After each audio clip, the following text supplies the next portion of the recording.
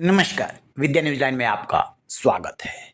Samajwadi party के संस्थापक मुलायम सिंह यादव के छोटे बेटे प्रतीक यादव के आकस्मिक निधन और अंतिम संस्कार के बाद सोशल मीडिया पर दो बातों की खूब चर्चा हो रही है। क्या उन्हें अपनी मौत का एहसास हो गया था? क्या उन्होंने अपनी प्रॉपर्टी अपने दोनों बेटियों के नाम पहले ही वसीयत कर दी थी? और दूसरा सवाल और जो इशू है डिस्कशन का वो ये कि उनके पास कितना एसेट्स। सूत्रों के हवाले से जो जानकारी मिल रही है उसके मुताबिक उन्होंने अपने दोनों बेटियों के नाम वसीयत किया है और उसमें टाइम का कंडीशन रखा है, यानी 27 साल बाद ही बड़ी बेटी उसके बारे में कोई फैसला कर पाएगी। तब तक प्रॉपर्टी तो यूज कर सकेगी लेकिन उसे बेच नहीं सकेगी। ऐसा ही कुछ उन्होंने छोटी बेटी के लिए भी लिखा है। अब इसमें महत्वपूर्ण बात यह है कि उनके पास कितनी प्रॉपर्टी। अपर्णा यादव ने 2017 में जो चुनाव लड़ा था और हलफनामे में जानकारी दी थी उसके मुताबिक उन दोनों की चल और अचल संपत्ति करीब 23 करोड़ रुपए है।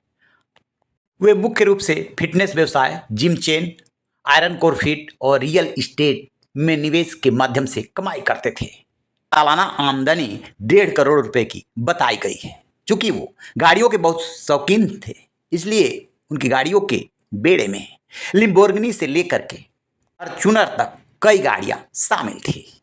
वो खुद रियल एस्टेट और जिम के अलावा ब्रांड प्रमोशन में भी लगे हुए थे, लिहाजा पैसे की कोई कमी नहीं थी।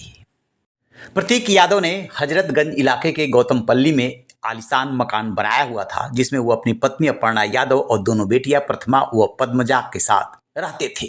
यह घर जिस विक्रमादित्य मार्ग पर है वो लखनऊ के सबसे पॉश और हाई सिक्योरिटी जोन है। इसके अलावा प्रतीक के पास लखनऊ के गांव उमैयापुर में 22 बीघा जमीन है। ये खेती की जमीन है। कैंट एरिया में महात्मा गांधी मार्ग पर भी उनके पास 5123 स्क्वायर फीट में एक रेजिडेंशियल बिल्डिंग है। औपचारिक तौर पर उनके पास 20 से 25 करोड़ की संपत्ति बताई जाती है, लेकिन जानकारों का मानना है कि ये संपत्ति 50 करोड़ तक हो सकती है।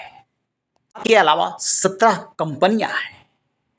बताते हैं कि इन कंपनियों पर कंट्रोल प्रतीक यादव का था, लेकिन उसमें डायरेक्टर के रूप में उनके साले अमन बिष्ट का नाम है। बड़े भाई अखिलेश यादव ने जो बिजनेस में नुकसान का हवाला दिया था, कहीं ना कहीं वो संकेत इसी बात की तरफ दे रहे हैं कि फैमिली में प्रॉपर्टी को लेकर के भी, कंपनियों के में हक और हिस्से को लेकर के भी अनमन चल रही थी। कभी कभी फाइनेंशियल या कुछ जो कारोबार में जो नुकसान होता है उससे कई बार लोग बहुत दुखी हो जाते हैं। वो हमारे बीच नहीं है। जो कानूनी रास्ता है वो हम लोग अपनाएंगे। इस बात को लेकर के वो काफी परेशान थे। 19 जनवरी 2026 को जब उन्होंने लंदन से 2 इंस्टा पोस्ट किए, उसमें अपनी पत्नी अपर्णा यादव पर सवाल उठाए और उसमें उन्होंने स्वार्थी महत्वाकांक्षी बताते हुए न जाने क्या क्या उनको कह डाला। बाद में एक वीडियो जारी करके और पोस्ट डाल करके उन्होंने मामला सुलझ जाने की जानकारी दी थी, लेकिन प्यार के बारे में जो लोग जानते हैं, समझते हैं, वो बताते हैं कि पूरी तरह से विवाद खत्म नहीं हो पाया था।